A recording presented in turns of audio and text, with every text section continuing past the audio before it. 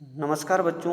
आज जो टॉपिक मैं आपके सामने लेके आया हूँ वो है प्रश्नावली या अनुसूची का नमूना। प्रश्नावली अनुसूची का नमूना की बात करें तो हम उदाहरण के तौर पे एक छात्रावास में रहने वाले छात्रों की आर्थिक दशा और आदतों का अध्ययन करने के लिए 10 प्रश्नों का एक प्रश्नावली तैयार करते हैं और इस प्रकार से आप बच्चों को जो है क्वेश्चन पूछ सकते हैं। सबसे पहले क्वेश्चन आप इस प्रकार से पूछ सकते हैं, बच्चे का नाम क्या है। दूसरा क्वेश्चन पूछेंगे स्थानीय पता। तीसरा क्वेश्चन आप पूछेंगे आयु। चौथा क्वेश्चन पूछेंगे लिंग, पुरुष या स्त्री। और पांचवें जो क्वेश्चन पूछेंगे वो है वैवाहिक स्थिति, वैवाहिक या अवैवाहिक। तो ये तो बच्चे के सामान्य क्वेश्चन हैं। अब बात करें कि आर्थिक दशा से संबंधित आप किस प्रकार से बच्चे को 10 क्वेश्चन पूछेंगे। तो सबसे पहले आप क्वेश्चन पूछेंगे कि आपके पिता या अभिभावक की औसत आय कितनी है। दूसरा क्वेश्चन आप पूछेंगे कि आपके पिता या अभिभावक पर आर्थिक रूप से कितने व्यक्ति आश्रित हैं। तीसरा क्वेश्चन आप बच्चे को इस प्रकार से पूछ सकते हैं कि वे आपको औसत रूप से कितना रुपया महीना भेजते हैं। चौथा क्वेश्चन आप उसको इस प्रकार से पूछ सकते हैं कि इतने रुपये में आर्थिक दृष्टि से आप कैसा अनुभव करते हैं। पांचवा क्वेश्चन आपको इस प्रकार से पूछ सकते हैं कि अपने अन्य साथियों की तुलना में सामान्यतः आपका खर्चा करने का स्तर कैसा है। छठवां क्वेश्चन आप उसको इस प्रकार से पूछ सकते हैं कि कक्षा में आपकी उपस्थिति की क्या दशा है। सातवां क्वेश्चन आपको इस प्रकार से पूछ सकते हैं, क्या आपके अध्यापक आपकी पढ़ाई लिखाई से संतुष्ट हैं।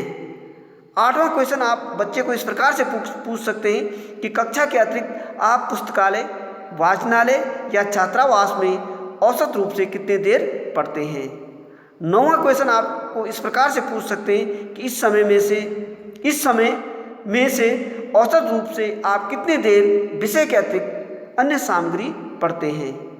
10वां क्वेश्चन आपको बच्चे को इस प्रकार से पूछ सकते हैं कि विषय के अतिरिक्त अध्ययन में सामान्यतः आप क्या पढ़ते हैं। तो ये आपकी जो है प्रश्नावली अनुसूची का नमूना हो गया कि जो आप जो है एक छात्रावास में रहने वाले छात्रों की आर्थिक दशा और आदतों के अध्ययन करने के लिए जो है बच्चे को पूछेंगे। अब बात करें कि प्रश्नावली के प्रकार। प्रश्नावली के प्रकार की बात करें तो प्रश्नावली के कई रूप हो सकते हैं, क्योंकि अनुसंधान का उद्देश्य, क्षेत्र, स्वरूप आदि अलग अलग होते हैं, इसलिए प्रश्नों के निर्माण तथा व्यवहार में भी अलग अलग प्रकार के हो सकते हैं। प्रश्नावली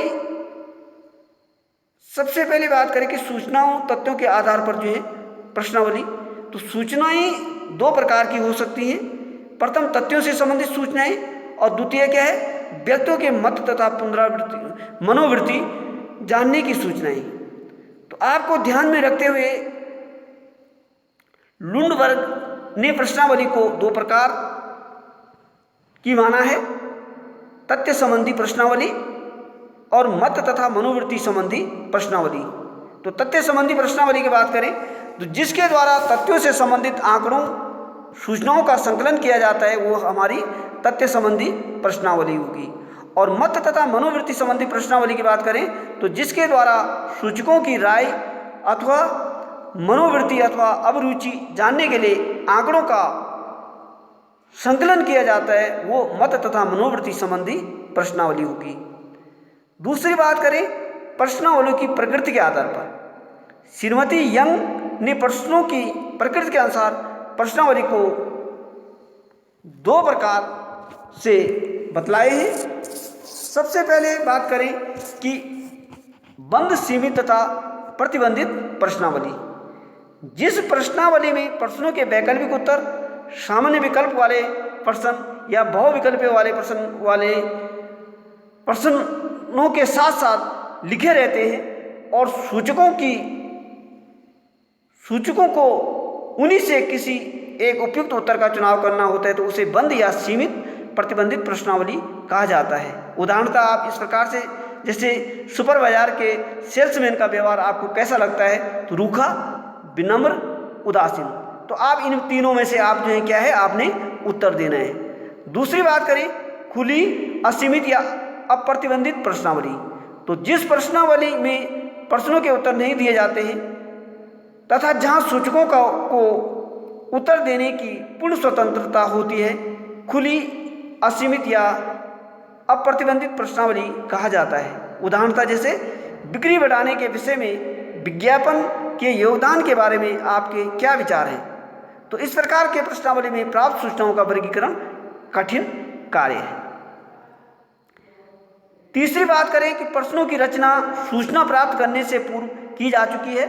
यह प्रगणक प्राप्त करते समय स्वयं प्रश्नों की रचना करेगा के आधार पर श्रीमती यंग के अनुसार संरचना के आधार पर प्रश्नावली दो प्रकार की हो सकती है, संरचित प्रश्नावली, असंरचित प्रश्नावली।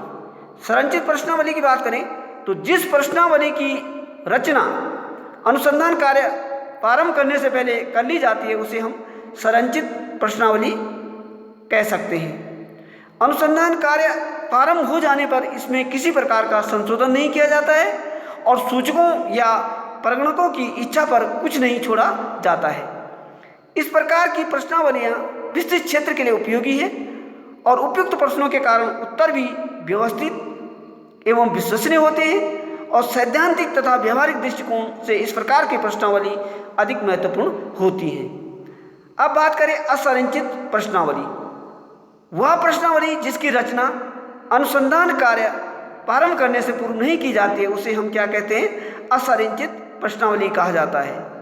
प्रश्नों की रचना करने के लिए विषय आदि का उल्लेख तथा आवश्यक निर्देश दिए होते हैं और इस प्रकार की प्रश्नावली का स्वरूप अनिश्चित तथा लोचपूर्ण होता है और अनुसंधान के समय यदि किसी विशेष तथ्य की और जानकारी आवश्यक हो जाए तो असंरचित प्रश्नावली का ही सहारा लिया जाता है। चौथी जो बात करें वो है विविध प्रकार की प्रश्नावली। इस प्रकार की प्रश्नावली भी सामान्यतः दो प्रकार की मानी जाती है। सचित्र प्रश्नावली, जिस प्रश्नावली में प्रश्नों के वैकल्पिक उत्तर चित्रों व संकेतों द्वारा प्रदर्शित किए जाते हैं उसे सचित्र प्रश्नावली कहा जाता है और सूचकों चित्रों को देखकर अपनी सहमति व्यक्त करता है।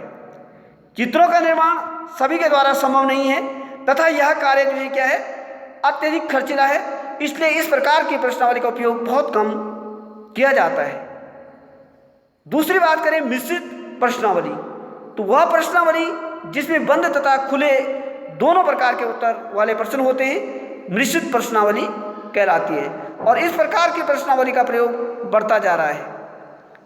तो ये आपके प्रश्नावली के प्रकार होगी। तो आज के लिए इतना ही।